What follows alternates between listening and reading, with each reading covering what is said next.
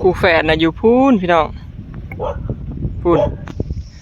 เริ่มลงมาหลายๆเติบเลยเด้หน้าคู่แฝดก็ได้ฮะก็ขึ้นแต่บ้านคณะพี่น้องฮะก็แล้วกับพ่อน้องเมยแล้วก่อนคำเนาะ2 คนป่านแป๊บเดียวมื้ออื่นพุ่นแหละพี่น้องจะสิไปซอยคู่แฝดเนาะมื้อนี้ก็สิไปซอยปะทะเลื่อนก่อนพี่น้องเนาะพ่อน้องเมยย่างไปก่อนแล้วบางมื้ออื่นบ่มีอยากไปซอยคู่แฝดเนาะพี่น้องยังหลายอยู่ดอกหน้าไผก็บ่ต้องย่านว่าบ่ได้ไปซอยพี่น้องหน้าไผก็ยังหลาย เฮาก็ยังอีกเป็นทิศพุ่นสิได้ดำเนาะสิได้เลาะซอยกันอยู่นี่แหละ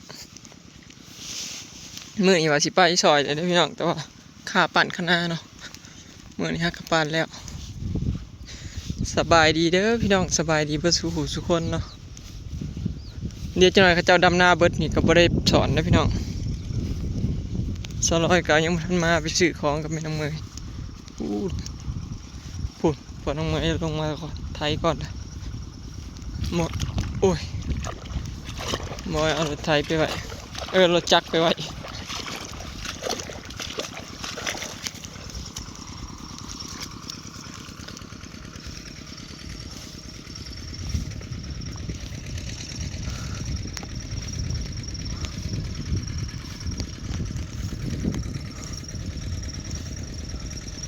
เห็นแต่เมทาอมาลาผมชุดสีเขียวกินน้ำเป็นผู้บ่าวน้ำพัทะเลินก็ยังบ่ร้ายดอกพี่น้องตามเลี้ยงนี่ลงไปหอดบอลไฮหลุมนะบอลไฮโศกน้ำนะดิแล้วก็ขึ้นมาใช้กกอันมักซิดาเนาะแล้วก็โง่ขึ้นมาหอดนี่บอลลักหัวอันดิตามหน้าวางขึ้นมาหอดเทียงกระเบิดเนาะบ่เกิน3 มื้อดอกพี่น้องคันดำอย่างเดียวบ่เกิน3 มื้อเนาะกาเราก็ได้เป็นทะเลลอยแล้วทำสีดำ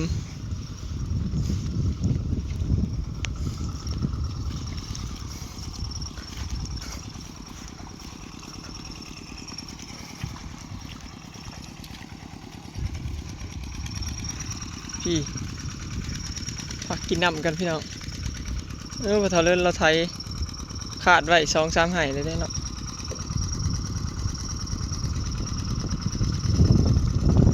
พอทำไมไทยนาอยู่พี่น้องได้ยังไปเบิ่งกันเนาะ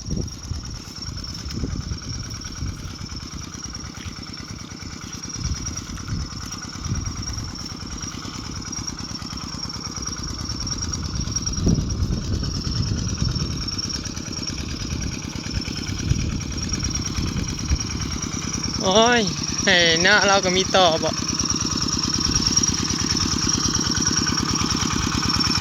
ต่อบ่พอเท่าต่อบนคือมีงาไหมแก้เป็นโรคแก้เป็นโรคใส่ต้นกระเด้าบ่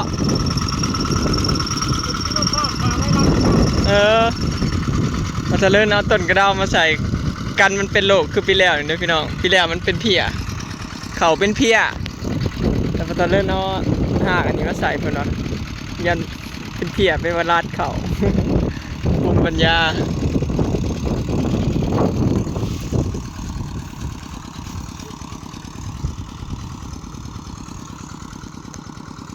หลายคนดำอยู่พี่น้อง12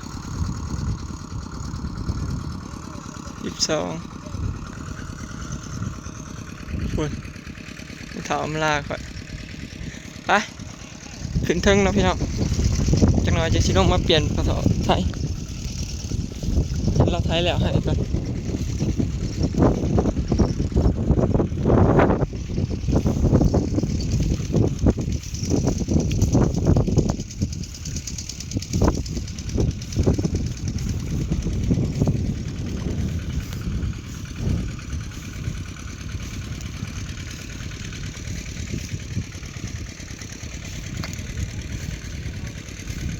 ได้ยังมาแจกคนงานขนมโอ้ได้ขนมมาแจกคนงานขนมปังนะเลยแพงเลี้ยวบลายพี่น้องดำแต่ขาบเสามาแล้วบริเวณเขตเทิงผมไวเติมเนาะเดียว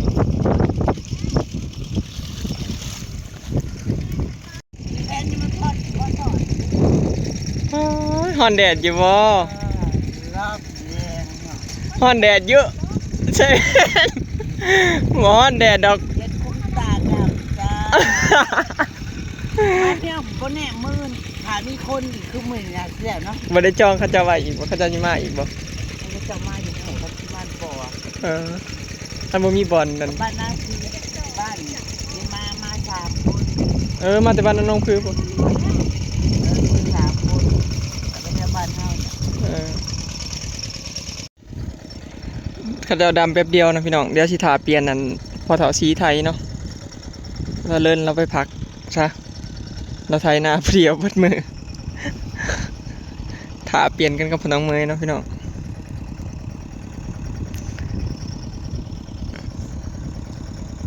เดี๋ยวขึ้นแต่ดำหน้าจังสิสอนเนาะพี่น้องพูดละคำๆเนาะ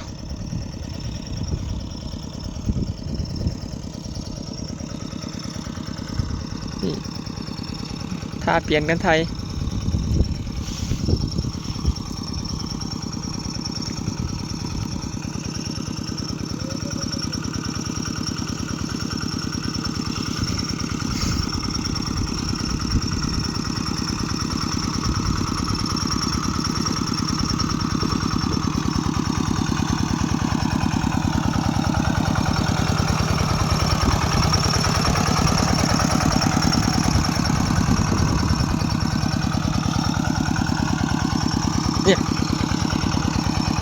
บรรยากาศตรงไอ้ตรงหน้าเริ่มคึกคืนแล้วพี่น้อง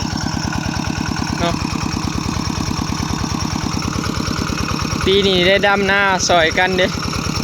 ได้ดำหน้าบ่ได้พร้อมกัน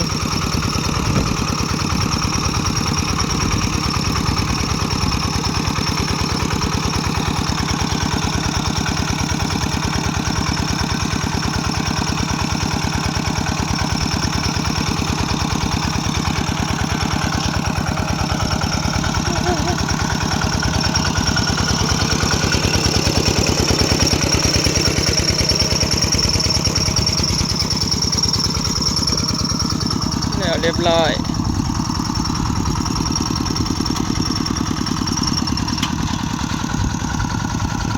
ก็เอิ้นมาปาดข้างข้างหน้าพี่น้องให้หน้าเป็นบุ่งให้หน้าเป็นบุ่งให้หน้าเป็นน้องเนาะน้ำจังอยู่คล้ายๆคือเอาเห็ดน้องนะพี่น้อง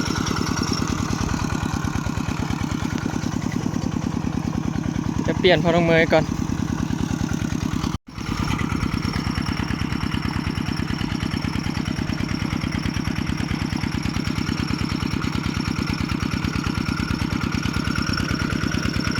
ของเฮาจ้าแกมได้สิได้ดำพี่น้องเอ้ยมาดำของเพิ่นเลิศนี่สิแล้วก่อนบ่จัก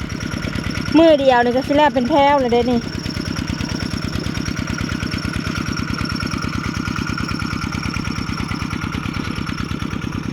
น้ำเต็มมันคือให้คือพัน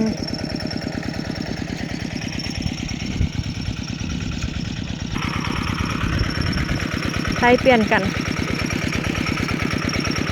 ไทยเพิ่นเลิศกับมันเฒ่าเลยสู้ๆเฮ้ยเพื่อสิแล้วหน้าเขายังเอิ่งเติ่งอยู่พูลงไปเมียนเบิดเลยพูเถียงแนมเห็นโพดโพเนาะพี่น้องบักลายใครแต่ลายคนดำลายคนดำกับม่วนเนาะ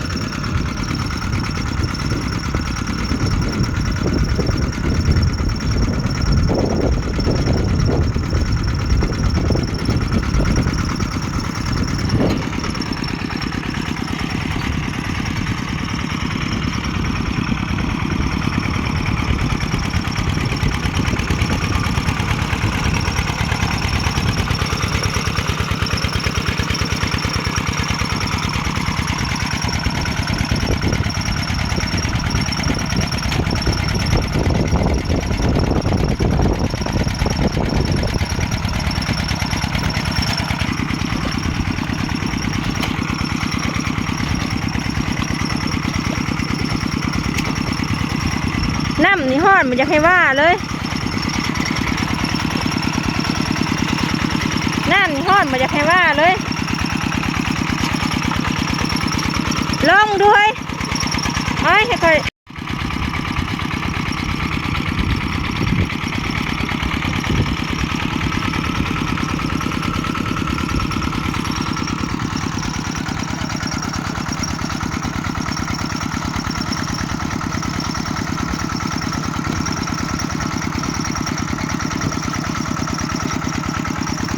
ของพ่อใหญ่เลิศยังแถวเดียวพี่น้อง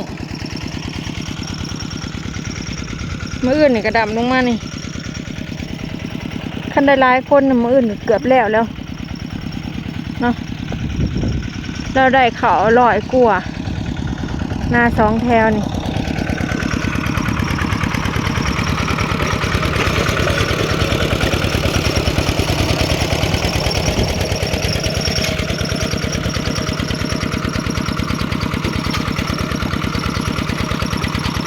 ใครแต่หน้าแล้วนะมันอ่อนพี่น้อง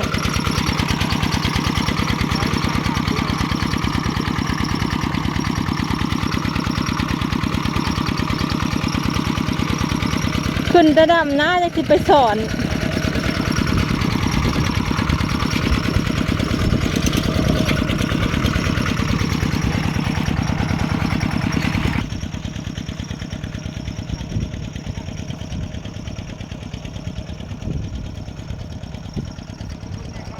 ไปดำหน้าก่อนร